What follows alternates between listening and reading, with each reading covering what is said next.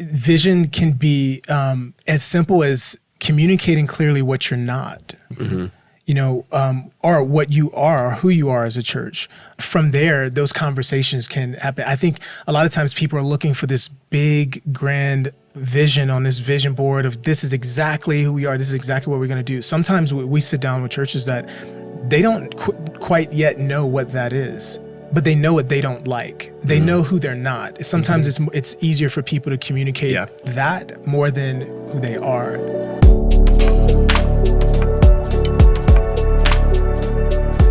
All right, Cameron, how long have you been at Summit again?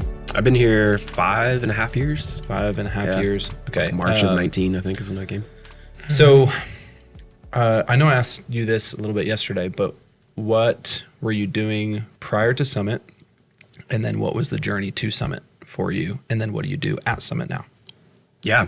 So before pre-Summit, I was a production director at a couple churches out in California, in Fresno, California. Yeah, beautiful. We said beautiful the Central armpit Valley. of California. The armpit of California. As you said, the beautiful Central Valley. The beautiful Central Valley. I know.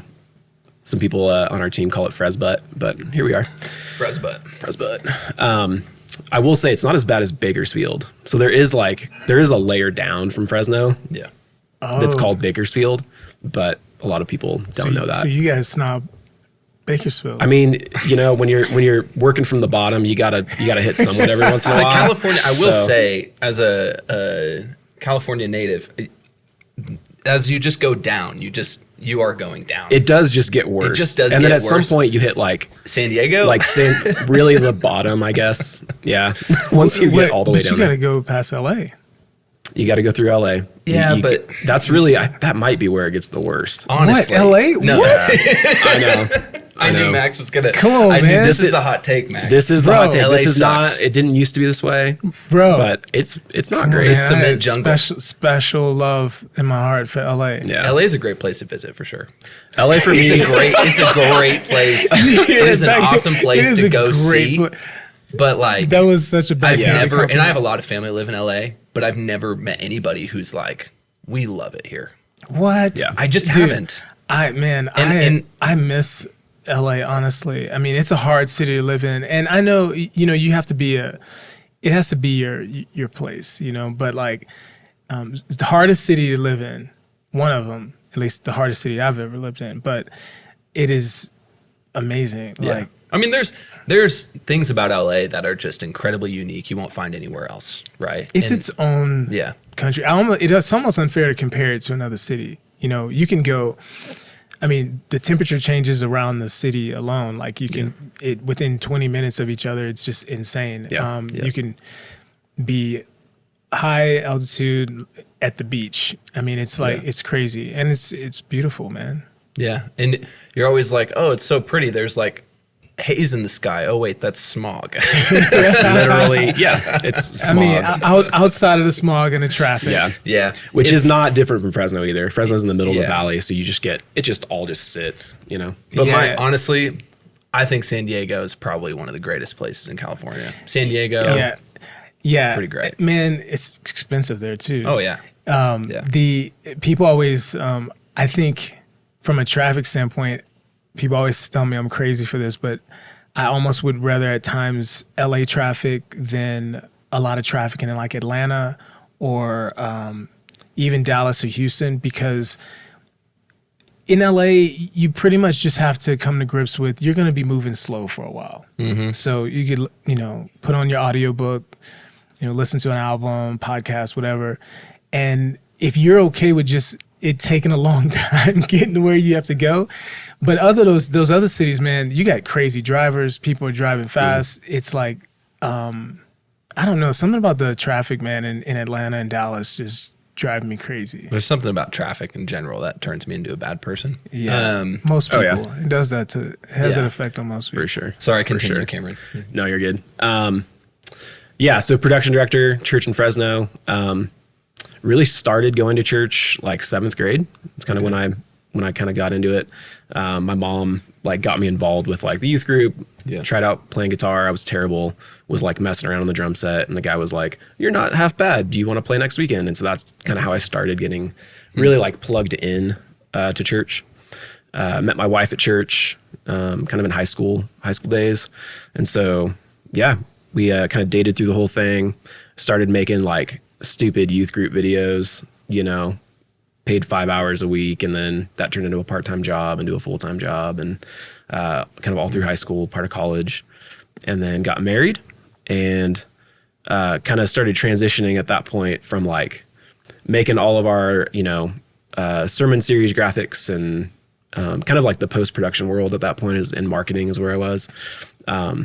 And just like a couple Sundays, I, you know, put a lot of effort into a couple videos. And then like the way that the lights transitioned in and out of my video, I was like, that was terrible. Like no one was sitting down and no one was ready yet. And the video was fired late. And so I started like getting into, man, how do I make those worlds cohesive? And so I kind of jumped into like our lighting programming because no one was owning that at the time. It was like all busking and like an old like Leprechaun desk and things like that. And so anyway, I like kind of owned that. I just kind of jumped into it on top of what I was doing. And really from there ended up like developing a system for that. And then handed it off to a volunteer. And then they kind of asked me to do the same thing for video. So I did that for video, handed that off to a volunteer, and then did that for audio. And so anyway, I kind of found myself in this spot of like running a team of volunteers doing things. And I definitely did not come to this world from like the technical side. It was definitely more like, I know what I want to see, kind of figure out the gear to get there, and then just like let someone run with it who's interested in it. And so that's kind of where I ended up there. Bounced around at a couple churches, in Fresno, kind of saw like polar opposite church styles and like leadership, styles there. And so, you know, I was naive at the time too, and thought every church was the same. Obviously they're not. They're all perfect. They're all perfect, and they all are kind of doing the same thing the same way. And, you know, so a lot of that, just went through like that season of life of like really figuring out like my identity and my, like how I can help the church the best in that world. But yeah, at that point I was kind of full-time production, managing, services and things like that. And, you know, all the events that happened during the week and that kind of thing. So that's cool. Yeah. That's really cool. All right, so guys, we do this segment on the podcast where we review churches' broadcast streams. Sometimes it's just they want mixed feedback, but today, Catch the Fire Church in Raleigh, we are going to be reviewing them. They submitted their service. Lane McDermott submitted the service, and he gave us some context. They're actually mixing in the round. And very cool. They've got a S31, I want to say, at front of house, Digico S31, Wave Super Rack. But this broadcast mix is coming just straight from his front of house desk. So, very cool. Max, let's pull it up on your iPad and watch. Do they mix in the round all the time, or is this like a one-off? I don't know, actually. We might find out here while we watch. Seated on the throne, the living one, alive forevermore. Come on. Are you Lord? I love his vocal. I love the dramatic look so far. Lighting. Angels all around, casting crowns and lifting up a sound. Oh, on you, Lord. I like the audience mix into the feels super live. Into the service. Does feel super very live. It's kind of a personal pet peeve, but like lyrics on lyrics, like seeing the lyrics in the shot, if that is a thing. Yeah. I think they're on the floor too. But yeah, part of that could be the angle they gotta get. Cool service, man. I there's a lot of opportunity here for more intimate camera shots. Yep, I agree. You know, there's so much more like this stuff. I mean, the people are so engaged in this service. It'd be really cool as an experience if I'm watching this experience at home or from another state, it'd be cool to capture some of that. Yeah, I love the reverse shots. Yeah. Even some like slider shots that are further like closer to front of house, getting through people. Because your crowd is super engaged.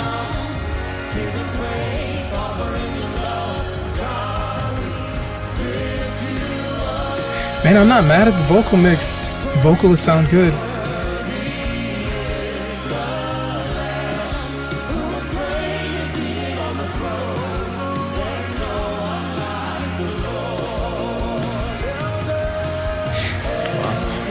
This has always been a pet peeve of mine. I mean,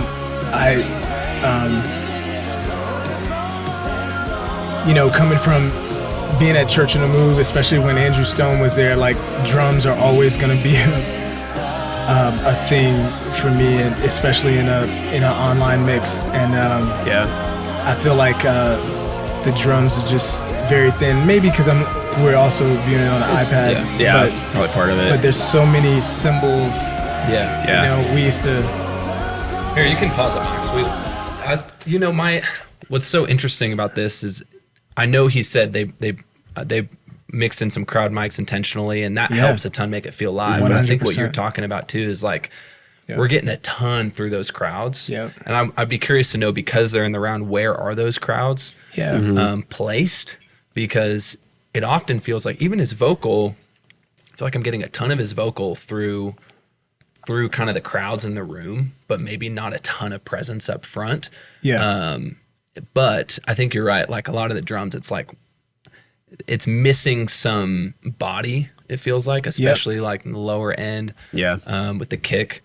It feels like a little loose, which would make me think maybe the crowds could be placed differently, or maybe they're just too hot. Hard to say. But the camera shots feel really cool. There was a few times where it's really slow. Like the cuts are pretty slow paced. Yeah. And so at times it's like, okay, I'm staring at this dude's back for, 30 seconds or something. Yeah. And more often than not, I personally am a fan of like, hey, let's see people's faces. Let's see what's going on in the room. Yeah. I will say, we talk about this all the time. Like the source, everything coming from the source matters most. Like start the source, and vocally they are good. The musicians are good. You can't have a great mix. Or here's my point. There's a lot that can be built on from this because the source is great. Their parts, their harmonies, everything. There's nothing nothing very distracting coming from the source. I even like the everybody's presence on stage. They don't look like they're performing. They look like they're worshiping. Yeah. Just great. Yeah. Yeah, it's cool. The engagement there, the frontline leadership looks very similar to what the audience is already doing. Yeah. And so, that's a culture thing that takes time to develop for sure. I'd be really curious to experience more of the culture of the people of this church, because it looks like Cameron just said, like this is what we're experiencing from the entire congregation. Like I'm even seeing these people back here. I will say from a lighting standpoint, it would be really cool to see something a little more dramatic. I don't mean moving lights and flash and trash. I like how simple the lighting is. Yeah. But because they're in a round, I imagine it takes a lot more intentionality to point the lights where they need to be. Yeah. And I'm not sure. There's times I'm not sure if they were trying to light the audience or if they're doing it on purpose. It just doesn't seem intentional in some ways. But I love the just simple wash on everybody. Yeah, the last thing I would say, to that point, like we don't need to be afraid to make rooms lighter. Like things just for some reason, we like making these really dark, what can feel like a dark hole of a worship center. Yeah. And then it's really hard to see the people, which that's kind of the point, in worshiping together. Yeah. So. This is falling like on the in-between. It's like, I could see the people, but I can't see the people in the congregation. So I almost wish that, like you're saying, that they would go one way or the other. Yeah. Yeah. Because I think they have the house lights on a little bit. I see like a... Oh, yeah. Yeah, there's like one up there. Yeah. So it seems like, really interesting. But great job, guys. Thanks for submitting. And I want to experience this in person. Keep doing your thing. What would you say? I'm assuming... I think I'd asked you this yesterday. Like, what Of the churches that you guys are working with, what is the most typical camera that you guys are seeing churches be successful with? Red, Cinema, Canon, Blackmagic. Yeah. I mean, for a long time, we were doing a lot of Vericam stuff. And I think a lot of those churches are now transitioning into the Red workflow. And so we've got a couple of those even that we're kind of like looking to offload their Vericam maybe to another church and get them some Reds. So that's kind of the where things have been heading is in that Red direction. The Vericam's pretty old, right? It's old now. Yeah. It's like, yep. But that was like the cinema workhorse, man, for churches for a long time. I mean, we see a lot of different things. I mean, you know, it comes down to how they're actually using it and executing it. I mean, we see some churches doing some amazing things with Blackmagic. We see Canon, we see Vericams, we see like a lot of different things, and we work with a lot of different things. But I think it goes back to that whole vision conversation. What's the vision, and how do you plan on using it? And then let's have the gear follow that vision and use those things to equip what it is you're trying to do. But there's a lot of different approaches. Yeah. So you kind of made the segue for a lot of what we're going to talk about today. You guys have this, I don't know if it's just a saying or if it's more than just a saying around here, but gear should follow vision. Yeah. Help for those who haven't heard that. Can you just dive in and give an explanation of what that really means to you guys at Summit? It's funny. Yeah, I was just talking to Nick Kofal about this. So when I was a creative pastor at a church in St. Louis, or right outside of St. Louis, Missouri. And I used to talk to my team all the time about being good stewards over the resources that we had. And we had just built a new building. Ironically, we hired Summit to do our new build out. And Summit just came with this level of excellence and this approach that we hadn't seen before. They weren't pushing us into a certain direction for gear. It was more, they were on this discovery of finding out who we were. And so from that experience, I started having these talks with my team about, hey, gear should not be, actually, I wrote I should read it to you. Pull it up. Do it. Pull it up. Yeah, this is interesting. So I wrote this, so I used to work with my teams there, and I wrote this this note down. It was a talk that I was having with my team. This is like 2013. And this is shortly after we had moved in our new facility that Summit did for us. So there was this mindset that was sparked by working honestly with Summit back then. And so I wrote this down. I said, most churches don't understand how to communicate vision to their church through the arts. Many times they look at mega churches and mimic what they're doing creatively. The problem with this is that it may not work for their church. Churches need to know how to establish purpose for their creative department. Many times churches go to conferences and they see gear and go home and fill out purchase orders. Granted, this was like a long time ago and I wrote this. People are still doing purchase orders, showing my age. I think people are still doing it now. I think it's still a thing, yeah. They fill out purchase orders and say, we need that piece of equipment. Gear should always follow vision, never the other way around. And I wrote this in 2013, and it was we had just gotten back from a conference called Seeds Conference, and our team was looking at the time it was Church on the Move, and they were looking at all the big lights and the big things, and they were going, I want that. Hey, we should buy this. Yeah. And so the whole point was to stop and pause and say, what is the vision for what we are called to do here in our community, at our church? And then let's take that and whatever that vision is, now let's start to plug in the things that are going to help us execute what that is. And so we spent more time diving into what's the vision for what we're called to do, and how do we want that to look here?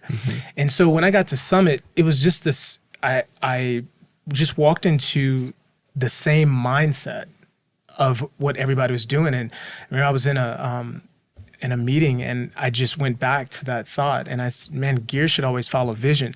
And for this place, this was always the mindset here. For me, I just was able to put language around what it is that was already happening. Yeah.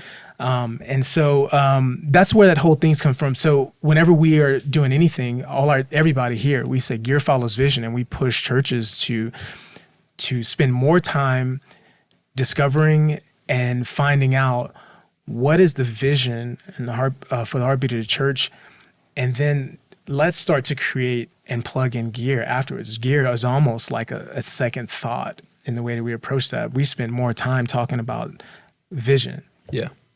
Yeah. How do you see that? Because you've seen a lot of good and poor examples of this. How do you see that go wrong? And let's get practical, because I think sometimes saying, hey, gear should follow vision, it sounds great, but I think people often maybe have a hard time really connecting practically. What does that look like? And what does that conversation look like with senior leadership when you're going to buy gear or try to leverage the existing gear you have? Like, how can that conversation, because I think what you're saying is it's a conversation first before anything, really trying to understand how can that be done well? But also, what are some ways that maybe you've seen that go wrong so that people can really have some red flags to look out for when they're going about ministry? Yeah. You want to take it first Yeah, stab at this? for sure. Man, so we see all of it all the time. So kind of the way that we're structured now is like we have an account manager and we have a solutions architect, we call it. And so really boiling down those two positions, I think, is helpful here. So like account manager is really helping to identify and steward the vision of the church. And then what the solution architect is doing is they are putting the gear to the vision throughout kind of the entire process. And so those two play like hand in hand a lot. And so we're the ones on the front lines, like having these initial conversations with the church all the time. But man, when we walk in and like we can almost sniff things out pretty quick of like where the temperature is. Cause again, we're all church guys. Like we've been in the good positions, we've been in those bad positions, like we've had great vision, we've not had great vision. So like we can suss this out pretty quick early on. And honestly, like a lot of those conversations then shift away from like, all right, how do we want to execute what your vision is? And it's more like, do you guys even know what you're going after right now? Like, let's talk about that for a while.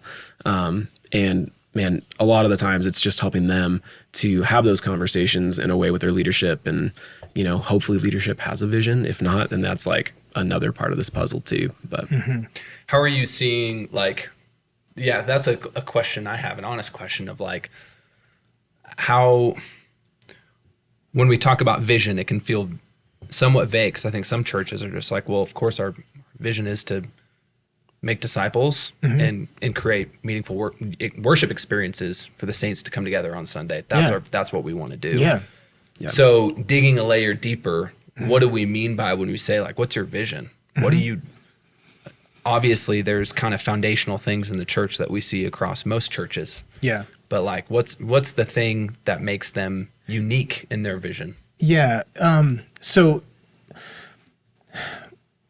the pastors at churches are going to be, they're going to know the vision and the heartbeat of the church more than anybody. I think the key is to really dive in and understand and get in the minds of the leadership and the pastors in those communities, in those churches, and really understand clearly what is that vision. And so I think I was just talking to a pastor in Seattle, and he said, he goes, we're not a church that we want to reach the entire country. He goes, I can care less if our stream reaches people in different countries and all over the U.S. He goes, I don't care. What I care is about our city, our region. He said, I'm called to reach the people in this community.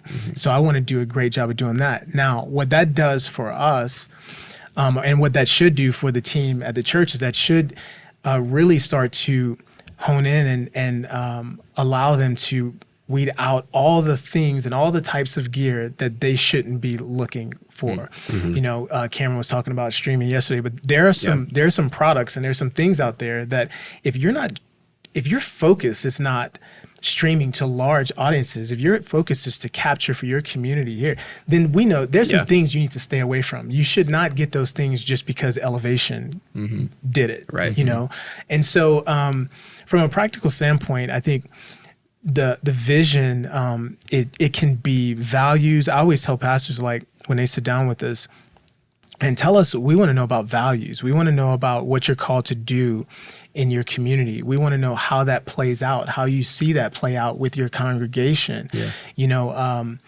there's a lot of churches that, you know, there's all these buzzwords and all these things that people say, but from a practical standpoint, what are you called to do in your community? How do you see that happening? And then from a gear standpoint, that stuff should follow suit or fall later. But there are some very, very practical ways of communicating vision to the team. If you feel like, hey, you're called to reach a homeless community, or if you feel like, hey, there's churches out there that feel like they have a strong draw to reach mothers, or I've heard churches, there's a pastor say they have a strong draw to bring in dads into their community. So if that's the heartbeat, I think it's an easy place to start from there, and then start to have some serious conversations with the team of going, hey, what are we called to do? What's the vision and heartbeat? And being open to that changing as the church grows or as seasons come. Yep. Yeah, that's really interesting. Okay, so I'll be honest, a lot of churches, about 50-50 these days, if I'm going into a church, more often, about 50% of the time I'll have the thought, why on earth did you buy this? What are we doing here, right? Oh, yeah. We don't need to name names, but I think it's really important for us to get honest about this discussion and help people, give people practical examples to identify with, to recognize, oh, maybe I haven't thought this through. So going back to the question of how do we identify, or what are some examples that you guys have seen practically of gear did not follow the vision of the church? Yeah, totally. I mean, your example of streaming is great too, because it's like, dude, if a church is not wanting or needing to stream, like if that's not a central part of their vision, I think most of the time we're actually having conversations with them of like, convince me why you think you need it then. Like you don't even need it. Like why are you focusing resources over here if that's not even a central like goal? Have you just been doing it because you had to do it? Like what's the purpose of that? And so again, we're always kind of like pressing a little bit into like convince us why you need this, because this, what I'm seeing is this doesn't match with like your vision, And then the other side of this too is like we all kind of got to the places that we're at because we learned so much along the way. So like an example for me personally, and because that's how I learned, is like I need to fail, right? I need to like try something and realize it's not going to work. And so for me, like when like Church on the Move came out with those, they're like the Dewey lights that they used to put like next to the drum set and things like that. I was like, dude, our church needs that. That's amazing. Like that's going to solve so many lighting things. And, at the time, like didn't have a huge production budget. So that ate up a big chunk of it. And I'm like going all in on these lights. And at the end of the day, they didn't serve our church well. Like the drummers hated them over there. And like it just made the stage more dark. And like, it just was not fitting with the vision of our production team. And so I say that to say like, there are layers to this too, that we're like, we want to help and encourage the production guys to be able to try these things that they want to try, and give them insight into like, listen, we're going to build a lighting system here that's like pretty flexible. It's pretty like, extremity agnostic, meaning like we can put any console on the other side of that to do. And we'll get you your MA if you think you need it. But let's have a conversation about that. Do you have someone to run that from a staffing perspective? Do you feel like you want to be programming every single week? Yeah. Things like that of like, what does your volunteer team look like? And can you support these crazy gear ideas that you have? And 9 times out of 10, they're going to like talk themselves out. We'll help work through it and they'll kind of talk out of it. But going back, like, vision can be as simple as communicating clearly what you're not, or what you are, or who you are as a church. And from there, those conversations can happen. I think a lot of times people are looking for this big, grand vision on this vision board of this is exactly who we are. This is exactly what we're going to do. Sometimes we sit down with churches that they don't quite yet know what that is, but they know what they don't like. They know who they're not. Sometimes it's easier for people to communicate that more than who they are. They can communicate, hey, we are not the snake handling church. You know what I'm saying? We are not this. And so from there, we can start to go back. So going back to what Cameron was just saying about volunteering, if the church's vision and heartbeat is to equip volunteers, is to equip saints to do the work, then there are things that we already know that we don't need to recommend to them, because there's not a professional. What you have is a person working at the bank during the week, and they're showing up on the weekends to run lights. Or you have the woman that is a nurse, and she's been up all night, but she still wants to serve, and she comes in. So there's not a lot of time. She's not programming anything or running this type of camera. So we have to make things very user friendly. Now, if the vision is something different and there is a staff person there, then the way those things materialize looks a lot different. Yeah, it can look a lot different. Like the way that I like to think about, putting gear to the vision of a church is like, at the end of the day, it's a huge win for me if I can gain bandwidth back for the staff compared to what they have today. So like that's where there's like value in putting dollars. So, an example of that would be like the Shure docking stations with the rechargeable batteries. Like if a church has never had that, I mean, you're cutting out a ton of setup in your week to week, right? If they've never had wireless in-ears and you go to those like with the docking stations, it's like, dude, we can resource our team with some gaff tape and write their names on it. And their stuff is right there. And it's cutting your weekly setup down during the week so that you can actually put that time into like, I don't know, let's buy an hour back so that you can take one volunteer to coffee for an hour a week or some version of that. So that's something that's always in the back of my mind too, of like, I want to buy you guys bandwidth back so that you can do ministry and you're doing less like technical fixing and futzing around during the week, so to speak. But it's interesting. I often find too, some of the tension we face in the technical worship and technical community, and I've experienced this for myself personally as well, is oftentimes it's not that the vision isn't clear, but it might be that we don't like the vision. Yep. And so we're like, there is a part of us that tends to want to swim upstream and go, I know Pastor has made it pretty clear that he wants the congregation to be able to see each other during worship. He wants the lights up, but like that doesn't really, I don't see other churches doing that, or I want the lights on the stage to pop more. I don't personally like that vision. It's like, so I'm going to just constantly try to infuse my opinion that should be done, but make it about something else instead of just going, hey, I don't like this vision. And that's maybe just be honest about that. And then you can recognize like, is that actually a hill you're going to die on? So you'll go somewhere else. But I do think that like that is, we're in this role in the technical community specifically where we're kind of in, if the three of us are on a table and it's executive pastor, worship pastor, and technical leader, like the technical leader has knowledge. They're responsible for translating with those people, right? So sometimes we can hold that knowledge intentionally to maybe get our own personal desires or our way about those situations. And so it can be easy to say, oh, like we can't do that because of some illegitimate reason. And I find that might even be some of the tension here, even more than, pastors aren't communicating vision. Oh yeah, it could be. I mean, it could be a tension of both. I think, obviously that exists, probably a lot. I think that there is a level of excellence that can be achieved in any of those scenarios. I think sometimes people get stuck in this trap where, let's use the scenario you just created of, maybe the pastor wants it to be a lot brighter, and the person's preference, designing lighting or a production director, whoever it may be, creative director, they want it a lot darker. it doesn't mean that because he wants it bright, that it has to be bad, that it has to be sterile. Yeah. It can be still beautiful in a very bright room and space.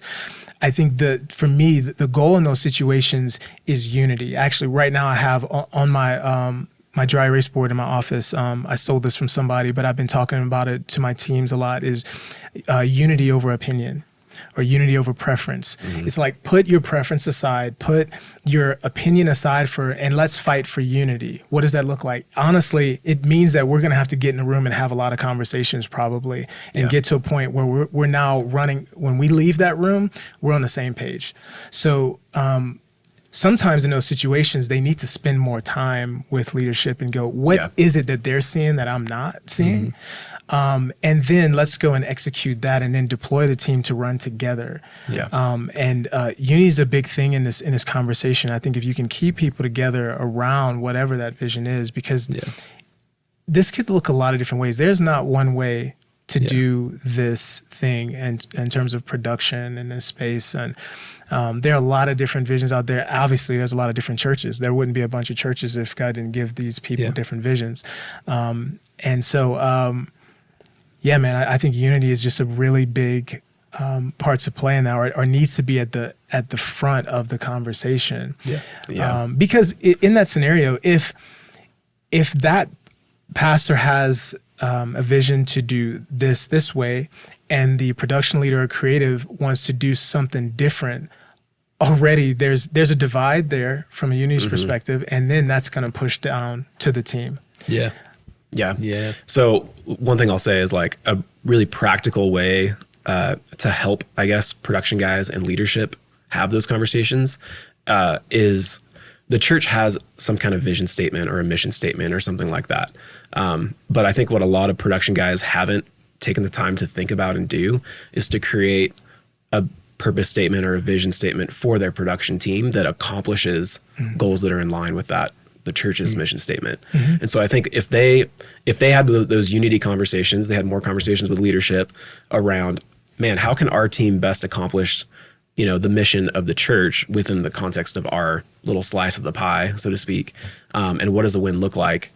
I think that will develop a lot of unity that doesn't exist now. Like, they're just not having those conversations. And I think a lot of production guys just aren't, they're not doing the work there to like really even want to figure out a little bit how they can best serve. They're just grinding, and it's wearing them down. Yeah, everything. It's like cascading. Yeah, almost like cascading goals. There's the vision or the goals for the individual, and then for the team. Yeah, and what you're saying, and then there's the global vision. But all those things should support. All of them should support the global vision and the global goal of what the organization is out to accomplish. Yeah. And I think there's some hard truths here that if you are most of our listeners are tech leaders, worship leaders. We have some senior leaders listening to the podcast, but I would say if you're listening, you're a worship leader, tech leader, and you are starting to recognize that you might not be in line with the vision. You have an opportunity to be a teammate to your senior leadership and an advocate for the vision they're trying to go after, or go find another place where you can do that. Bro, that's real talk. Or I've had to do it. Go be a senior pastor. Yeah. You know what I mean? Like, I think some tech leaders, I'm like, hey, do you want to be a tech leader? Because it seems like you want to be a senior leader. Yeah. I still have a great relationship with all the churches that I've worked at, all the leaders that I've served under. And in many cases, like the church I was at in St. Louis, I was a part of helping launch that church. And so we were there a long time. And it was a great conversation and a journey of when it got to the place where I knew that I wasn't the right fit for where the church was going in the future. I started having open conversation and dialogue about that with my pastor at the time, and it was a healthy transition. I think part of the reason why a lot of transitions aren't great ones or healthy ones is because there's not open dialogue and honesty about where those people are in that place in their lives. And I think we have to understand, like, not everybody is going to be called to be a part of those teams moving forward and ongoing. And so for me, there was a season in my life where I knew that I wasn't the creative pastor or the creative director that was going to be the one to push forward with that particular church, and that was okay. Yeah. I know for me, like, very similar. You know, I had to come to terms to this idea that I can be, like, me and my leadership can want the same outcome, but it became very clear that, like, the direction of how we were going to get there was vastly different. Yeah. And so that's a realization that I think a lot of people, I wouldn't for a long time accept that. And it took me a while to, like, accept that personally. Cause, like, especially a lot of these, again, if you've been on a church staff for a long time, this is your family. Like, there's a piece of that too, which is pretty rad, but that makes it even harder sometimes to leave. It takes humility again, speaking just from my experience, and what I've had to deal with, myself in these circumstances. I think it can be really easy. You go home, talk to your spouse, talk to your roommate, talk to your friend, whoever, and it can turn into a bit of a gripe fest, right? Of like, man, why are we doing it this way? We should do it this way. And then it kind of ends up in this, well, I guess there's no perfect church. There's no, and it always kind of ends up in this ideology that, like, our ways are perfect. Our ways are the right way. Instead of just recognizing, hey, there are different ways to do this. And frankly, are they red light issues? Are they actual real issues? Or are they just personal preferences? And it's okay to have a personal preference and to go somewhere else. Can I add this? I will say, if somebody's out there and they are in a transition period, or maybe they're feeling that there could be a transition for them in their future, transition is not an event. It's a series of conversations. And so what happens is don't get into the situation where you feel a transition that could be a right move, but you make it an event. And now it ends up being this terrible situation because you're expecting it to just be an event instead of a series of conversations where you're inviting in coaching, pastoring, and it's a part of the conversation. I think the reason why people don't want it to be a part of the conversation is because they're afraid of maybe not having the outcome that they may be hoping for. But be open to the conversation, because that's how transition happens smoothly. It's a series of conversations, not an event. What's funny is, like, very similar to you, we used to, anytime someone would transition off staff and they got a cake, like in a little party, it was like, we knew that, that something was great. Like, the way they're sending them off, it's good. But if they didn't, there was like it was like a bad thing. And so we used to always say, like, get the cake, like, get the cake. Why do we make it so personal, man? That's part of this too. And I'm even learning this for myself right now. Like, to disagree with you can disagree with their vision, or maybe even sometimes reject their vision, but it doesn't mean you're rejecting them. And we feel that the inverse as well. Pastor doesn't want Hayes, so I feel rejected. It's like, why is Hayes we've had conversation about identity. Like, why is Hayes why are you so attached to this thing? Right. Oh, yeah. Right. And so it's like, get over it, man. Like, it just doesn't actually matter that much. I don't know. There's a lot, we were even talking about this earlier this morning, about artistry. I'm really comfortable saying that I don't like this particular type of art, but it doesn't mean that the artist is bad. And I think there's this thing where people connect it. It's hard for people to separate the two. It's like, if it's not your preference, it doesn't mean that it can't. You could still operate in the values of excellence, even if it's not your preference. And I think that should be the goal, is to, even if this is not your preference and you don't have the final call or say on this, look, again, vision should trump all those things. So go back to the vision. What are we called to do as a community? And as a team, how are we deployed to make that happen? That's important. I think continually to have those conversations and don't putting yourself in this whole vacuum separation from ongoing conversations. That's the thing is, it's like any relationship. You have to have ongoing conversations. If you just get vision today and you run off and you're just going to execute your thing, you're going to be off at some point if there's not continuing communication. There's vision drift at that point. Absolutely. We're always evolving as humans. Organizations are always evolving. Pastors, I'll say this. If you have a pastor out there that is, maybe they're a lead pastor or senior pastor, and they are under 7 years of being a lead pastor, senior pastor, you have to be prepared for a lot of change happening at all times under 7 years. It is just in my personal experience, that 7 year, maybe 10 year, but that 7 year mark is like this mark where pastors are a little more settled of going, okay, I think I know exactly who I am as a pastor, what I'm called to do in this community. And so before that, just be ready to like make a lot of changes and experiment a lot and be on this journey, on this path along with them to get to where you have to go ultimately. Yeah. And that means adapting how you're approaching tech and worship and being flexible in that and being okay that you might be moving in that process with them. Yeah. And so if you find that they're moving a lot and you're wanting to be stationary, that can be a really frustrating place to be. Mm-hmm. And I think the most important thing we can do, we don't need to get into this whole spiritual authority submitting to my like I'm not even playing that. I'm not even saying that here. It's just, hey, even outside of the church, when you're on a team with people and you have a leader, you have a boss, you have somebody who's responsible for moving the flock, you know, and we're going this direction. Get off the team if you can't go in that direction, or just fully commit and put yourself and your personal preference to the side at times. Mm-hmm. And there's so much joy in that, because now you get to take part in the things that actually matter, which is like unity, driving towards the gospel and spreading the gospel. Yeah. And the how, I think you're totally right, Cameron. It oftentimes just becomes, hey, we want to go to the same place, but it's the how. Yeah. I think sometimes the how is what's like disagreeing over the how is what's keeping us from achieving what it is we're actually trying to do. Right. Because there's just so much. It's like, we could get there a bunch of different ways. So let's just pick one.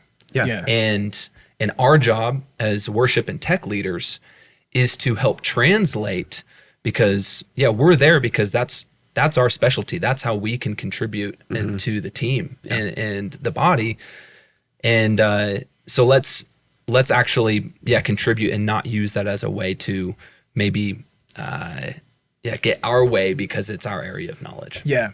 I think that's why it's really important to have, honestly, going back to vision, to have a clear vision, to work hard to get to a place where you can articulate clear vision. In a lot of ways, even from, let's say you're not a pastor or lead of an organization, you want to be able to create clear guidelines or boundaries for your team or targets. You know, I use this analogy when I'm working with my teams, is that if I take a team of people out to a field and say, hey, let's go play football. Well, they're going to look at me and say, okay, where are the yard markers? Where are the end zones? Where are the goalposts? If I say, I'll let you know whenever we get there, I'm not giving you a clear target and a clear sandbox or field to play within.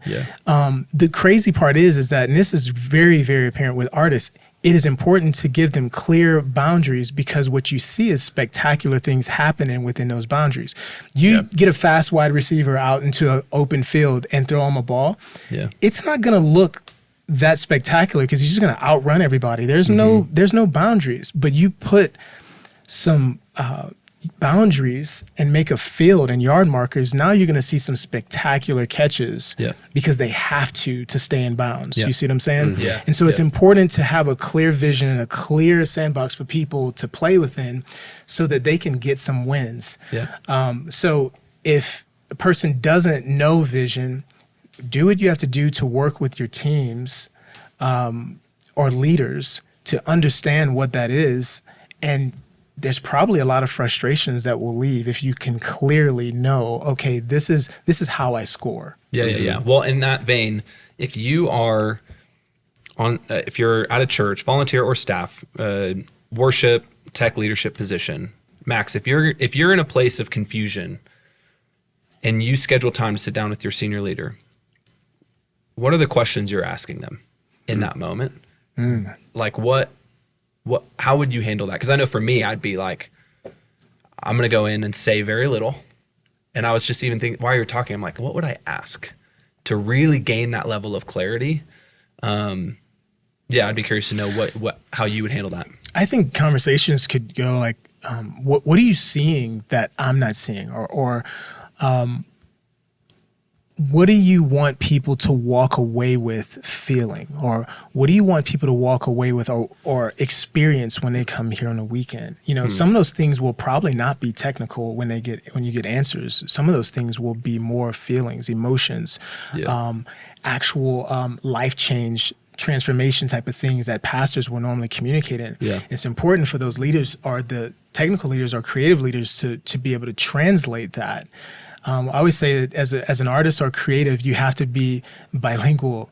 You have to be able to speak the pastor's language and then go back and translate it to the team. Or you have to be a time traveler where you have to be able to go in the future with your pastor and dream with them, see some of the things that they're seeing in the future, and then travel back to the present with your team and now communicate what it is that you saw in a clear way for people to understand. So my questions for those leaders, if I'm walking in the room, are going to be very practical.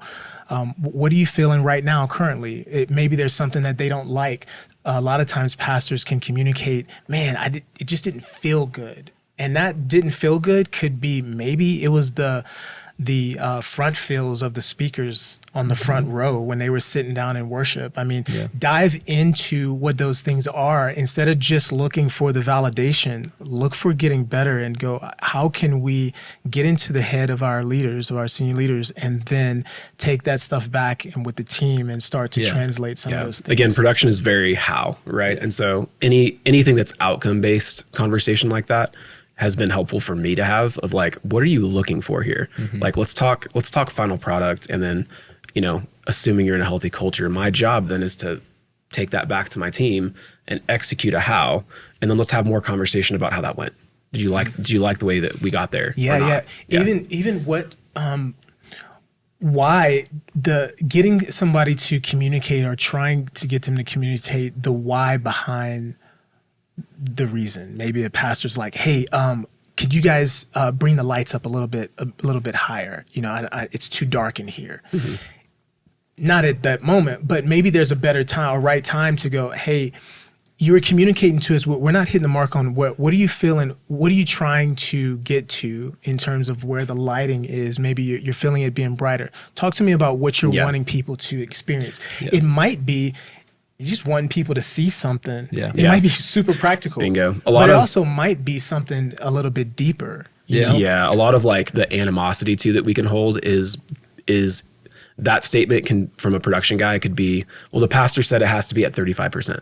Yeah. Whereas the response should be, pastor wants people to be able to read their message notes, right? Or something like that. Yeah. That's a way different, that's like a heart shift a little bit too of like, well, it's got to be at 35% versus like, the outcome base that you're going after. And then you can dial that in where you need it, but. I mean, man, when I think about outcomes and what we want as leaders, they're usually fueled by a burden, right? And so if I could go back, I wish there was a few key moments in my time in church where I wish I would have approached my pastor and said, hey, could you come over for dinner? Or can we go, after dinner one night, after kids are in bed, can we go out and hang a little bit? I have some questions for you. I just want to, and kind of diffuse, because I think sometimes we're also trying to get things from our senior leaders that are like big questions, and they just got out of like a staff meeting where somebody complained about the temperature on Sunday. And they're just like, like we're trying to get stuff out of them maybe at the wrong time. And so to diffuse, get them out of the environment. And maybe that's the first time you've ever done that. And they're probably like, why is John wanting to hang out with me right now? This is weird. And sit down and just say, hey, can you tell me at the highest level, what are you burdened by for this community? Like what keeps you what sometimes keeps you up at night? What are the things that you just think about on your way to work in the car? Like what's the stuff that really makes your heart beat for our community? I don't want to just hear it. I want to feel that. Yeah. So that I can wake up and bear that burden with you. Mm-hmm. And the outcome that you're shooting for will make all that much more sense to me. And it will now be an instinct when we need to make decisions, especially decisions that oftentimes we don't have a lot of time to think about. Yeah. It'll come from this place that lives within us because we have taken on that burden with our senior leadership. Yeah. And I think that would have helped me immensely, because when I look back, I go, I was just burdened by something different. And my story's different and everyone's unique in that way. But I would say, man, I think there's a lot of power in just meeting somebody where they're at and asking questions, mm-hmm. and then not getting into solutions, just mm-hmm. taking it. Yeah. And like even record it. Be like, hey, can I record this? Like, I really want to roll over this. Yeah. I really want this to soak in. So I think conversations, man. Yeah. Yeah. It's relationship too, right? Yep. This all comes back to relationship. If you're wanting like a normal production job, go get a normal production job. Yeah. Right. But at the end of the day, this is a ministry and you're a part of this ministry. And you're kind of doing life with your family as a staff as well. Mm-hmm. And so, man, dig in, learn the people around you too, right? Yeah. What do they love? Yeah. Those kinds of things. Man, well, this has been great. I really appreciate you guys and your wisdom. And Cameron, it's been great getting to know you and having you on the podcast. This is a first I think, for you in the MxU podcast. It is, yeah. Maximilian Williams, the legend. Appreciate you, bro. Thank you. For all you listening, who've made it this far, we're for you. We appreciate y'all, and we will see you next time.